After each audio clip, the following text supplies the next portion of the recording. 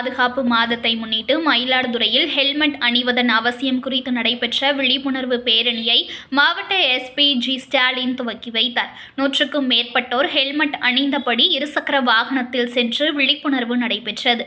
36வது தேசிய சாலை பாதுகாப்பு மாதம் ஜனவரி மாதம் முழுவதும் கொண்டாடப்படுகிறது.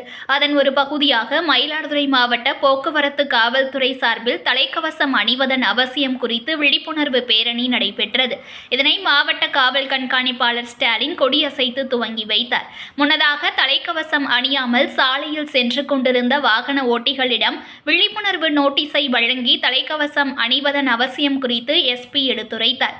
பின்னர் பொதுமக்களுக்கு தலைக்கவசத்தை வழங்கினார். மேலும் பேரணியில் தலைக்கவசம், உயிர்கவசம், உயிரை காக்க ஹெல்மெட் போடு, சாலையில் அலைபேசி ஆபத்தாகும், நீ யோசி, மது அருந்தி வாகனம் ஓட்டாதே உள்ளிட்ட பல்வேறு விழிப்புணர்வு வாசகங்கள் அடங்கிய பதாகைகளை ஏந்தியபடி இருசக்கர வாகனத்தில் தலைக்கவசம் அணிந்து 100க்கும் மேற்பட்டோர் பேரணியாக சென்றனர்.